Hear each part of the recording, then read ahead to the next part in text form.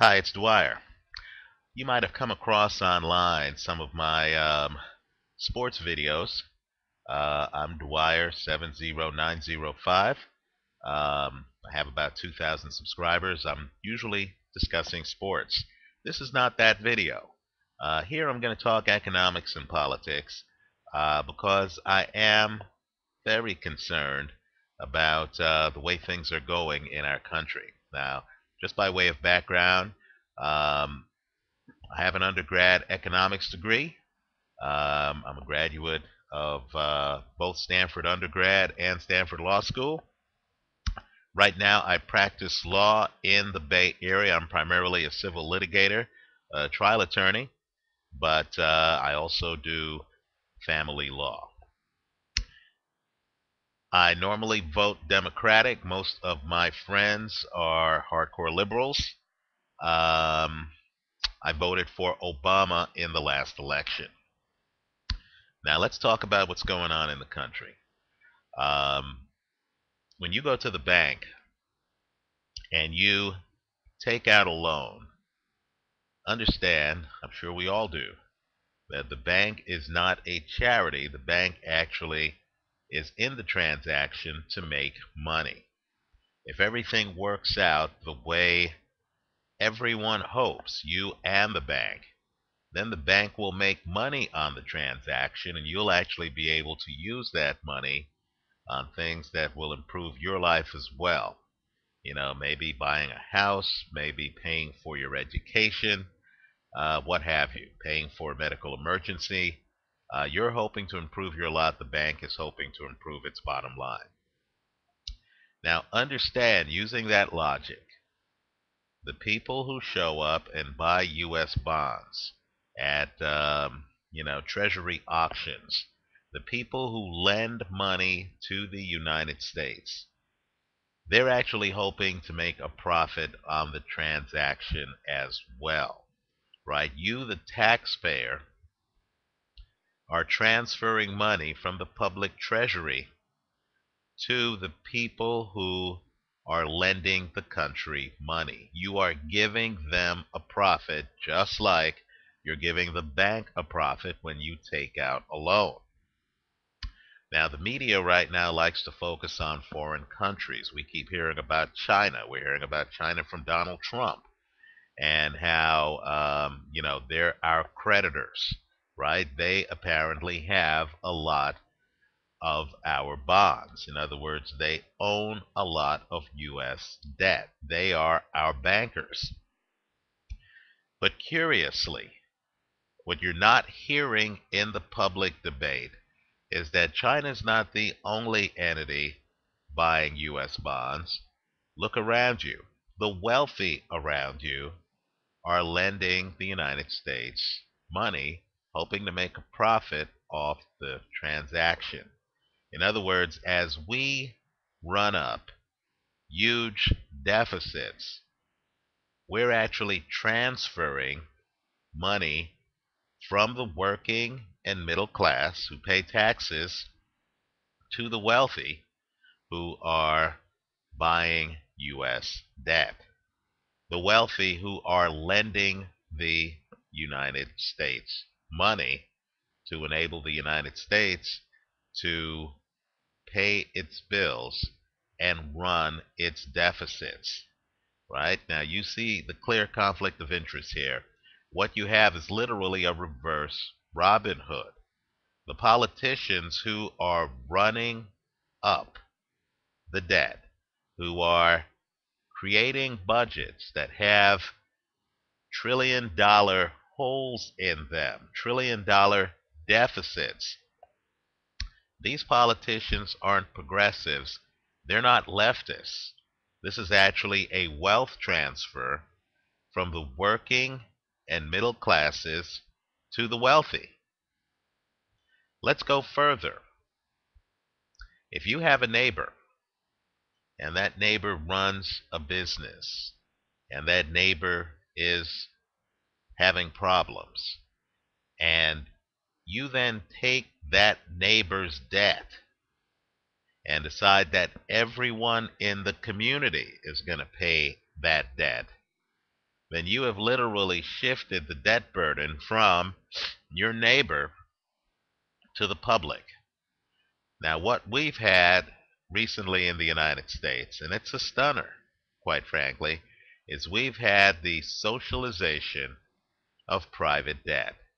In other words, we've had private companies who have had problems, right, literally be able to pass their debt along to the public taxpayer. This, of course, is at a time when the public taxpayer in several states, Nevada, the state I'm in, California, is dealing with double-digit unemployment. Understand, I'm making this video in April of 2011.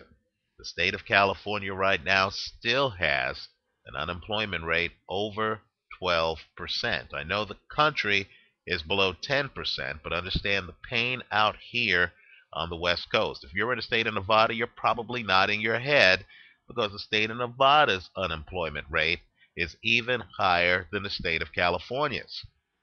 So what you've had is a total canard where, incredibly, some of the biggest corporations and economic entities in the United States have been able to pass their debt along to the U.S. taxpayer under the guise of being too big to fail. Now, what that means is that a company that is big is literally getting money from you, right? It's a stunner. But understand who they're getting money from. They're getting money from the public treasury, right? Working Americans are literally seeing, in fact, have seen billions of their dollars go to companies like Goldman Sachs. And let me just say,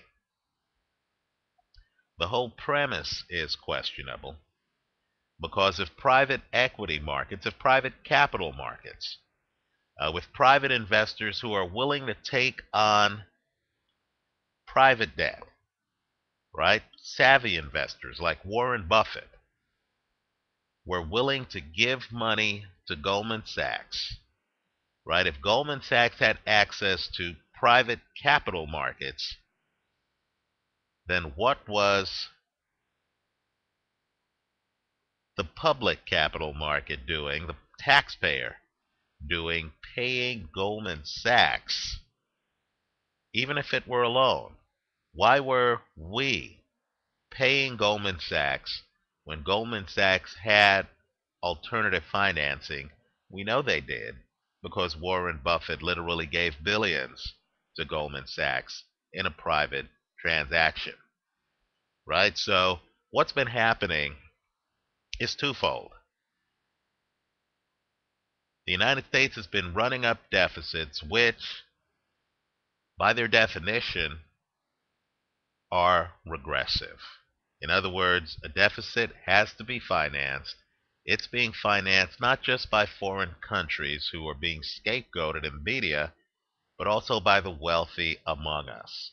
In other words, the taxpayer every day is running up a bigger IOU to the wealthy. Just like the bank can foreclose on your house, understand that bondholders can foreclose on your country. In addition, while this poor to rich transfer is going on, we've had a situation where the taxpayer has also been asked to front Merrill Lynch, who's no longer with us, AIG, Goldman Sachs, some of the biggest names on Wall Street, right? We're hearing that this has, to be done to create jobs. All I can say is the whole premise of that is absurd, right? Somehow the country, through capitalism, has been able to last more than 2 centuries, and now we're hearing that we need centralized planning in order to save the country. Life simply does not work that way. So let me make one final point, and it's a doozy. People don't seem to realize that the federal government right now has been doing things to prevent the working and middle class from actually profiting from the economic downturn. Look around at the housing market. You understand that any attempt by the federal government to artificially sustain current price levels makes housing less affordable than it would be for the middle class. Understand, you want affordable housing? Then if there's a bubble, the price of housing should drop. If the price of housing drops, then people who have wanted a house, 20 somethings just starting out, they'll actually have an opportunity to buy that house at a more affordable price than they would if the government artificially props up the price. Also ask yourself, who owns the banks? If the answer are wealthy investors, right? If the people you know who have shares of Citibank, Bank of America, and these other banks, if they tend to be the wealthier among us, or pension funds from exclusive unions that are trying to protect their exclusivity, right? And you know the unions I'm talking about, right? Then understand those are the groups who are being enriched by programs to keep housing prices artificially high. In other words, the way markets work, the working and middle class would actually benefit from cheaper prices. Your purchasing power would go up. Instead, what we have is an effort to prop up prices. What we have is an effort to debase the dollar. What we have, quite frankly, right now is a transfer from savers to non-savers, and from the poor and working class taxpayer to wealthy buyers of U.S. bonds. I'm curious to hear your thoughts on it. And all this talk about China, Donald Trump talking about putting a tariff on China, which of course would hurt working and middle class Americans who buy products made in China at Walmart to meet a budget. In all of this talk, we forget about the fact that people like, well, at least in the income strata of Donald Trump, are the very people buying U.S. debt, buying U.S. bonds, right? To the poor and working class people watching this video, let me ask you, when's the last time you showed up at a T-bill auction, right? Who shows up at these auctions? It's the wealthy. They're profiting off of the deficits. Any politician who is spending recklessly, who's running up a deficit, is not your friend. He's making you poorer. He's making you owe money to wealthy bondholders who undoubtedly, of course, have more access to politicians by way of donations than poor and middle class Americans who don't have the money to pay the $1,000 for the meal at the political fundraiser. Let me know what you think. Leave your comments for me here on YouTube. And thanks for watching.